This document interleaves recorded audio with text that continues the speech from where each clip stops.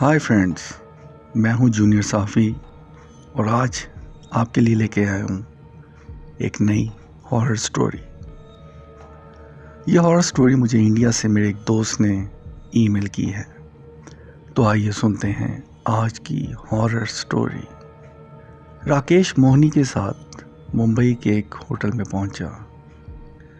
राकेश और मोहनी की शादी गुज़िश्ता हफ्ते ही हुई थी। होटल बहुत ही अच्छा था। रिसेप्शन पे जाके उसने जब किसी रूम के मुतालिक पूछा तो उसे बताया गया कि ऑलमोस्ट सारे रूम्स फिल्ड हैं। तमाम कमरों की बुकिंग हो चुकी है, लेकिन एक कमरा चंद घंटे कबल कोई मेहमान छोड़ के चला गया है। राकेश ने कुछ ज़्यादा पूछने की जहमत नहीं की और फ़ौरन कहा कि मुझे वो कमरा दे दें। रिसेप्शन पे खड़े शख्स ने बड़ी अजीब निगाहों से राकेश और उसकी बीवी को देखा और कहा कि अगर आप सब्र कर लें तो आपको कोई और कमरा मैं दिलवा दूं। इस वक्त मेरे ख्याल में आपको कोई और कमरा ही लेना चाहिए। राकेश ने पूछा, क्यों?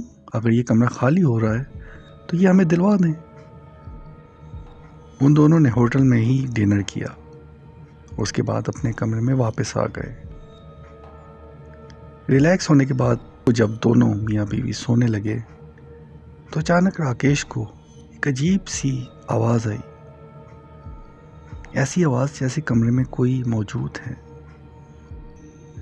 राकेश ने इधर उधर निगाहें दौड़ाई तो कमरे में कुछ भी ना था।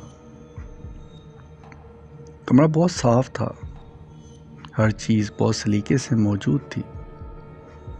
राकेश ने कमरे में देखा कि कोई पंखा भी नहीं चल रहा, तो ऐसी कैसी आवाज़ आ गई। खैर, उसे अपना वहम महसूस हुआ और वो दोबारा सोने लगा। ऐसे में उसकी आंख लग गई। दूसरी जानिब मोहनी कमरे में सोई हुई थी। अचानक उसकी आंख खुली। उसे ऐसा लगा जैसे उसके पाँव को किसी ने दबाया है। मोहनी घबराकर उठ गई। मोहनी ने जैसी शीशे की तरफ देखा तो उसकी चीख निकल गई, क्योंकि शीशे में उसी के लिबास में एक चुड़ैल राकेश के साथ बैठी हुई थी।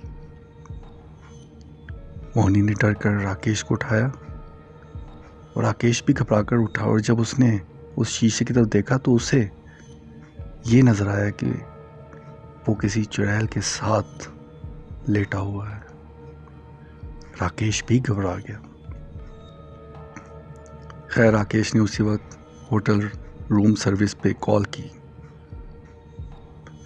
रूम सर्विस वाले ने इन दोनों की घबराहट का अंदाज़ा लगा लिया और वो फ़ौरन इनके कमरे में आ गया।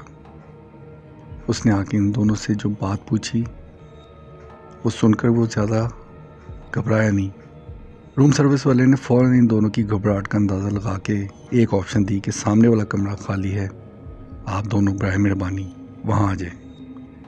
राकेश और मोहनी ने अपना सामान उठाया और सामने वाले कमरे में चले गए। रूम सर्विस वाला एक बुजुर्ग आदमी था और बहुत ही हमदर्द। उसने मोहनी को पानी पिलाया और राकेश को भी काफ़ी दिलासा दिया।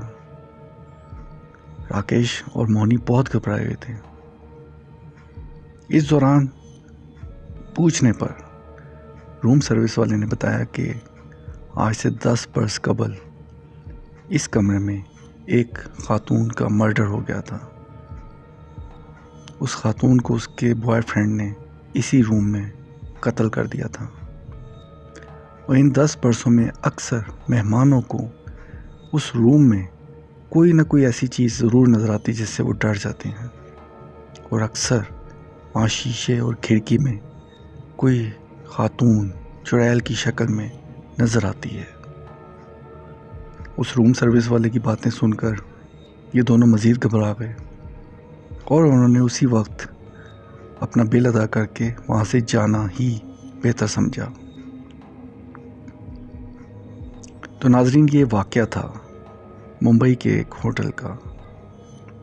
मैंने भी इस बारे में खोज लगाई तो मालूम हुआ कि वहाँ राधिका नामी एक खातून का मर्डर हुआ था आज से 10 बरस कबल। उसका बॉयफ्रेंड उसे बंगाल से मुंबई ले आया था। वो घर से भाग के आई हुई थी। उसके बॉयफ्रेंड ने उसके साथ रातें गुजारी वहाँ पे। और क्योंकि राधिका के पास उसका घर का जेवर था तो उसके बॉयफ्रेंड की नीयत बदल गई। उसके बॉयफ्रेंड ने राधिका को कत्ल कर दिया और उसका जेवर लेकर भाग गया।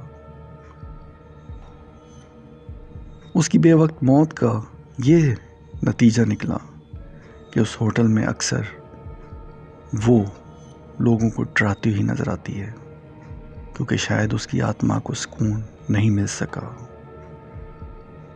न जाने उसकी आत्मा को कब सुकून मिलेगा, ये अब आने वाला वक्त बताएगा। तो ये थी आज की कहानी, मुंबई के होटल की चुड़ैल। मेरी नेक्स्ट वीडियो का इंतज़ार कीजिएगा। अगर आपको ये वीडियो पसंद आई है तो कमेंट्स में अपना फीडबैक ज़रूर दें। इस वीडियो को लाइक कीजिएगा और मेरे चैनल को सब्सक्राइब कीजिएगा। बहुत शुक्रिया।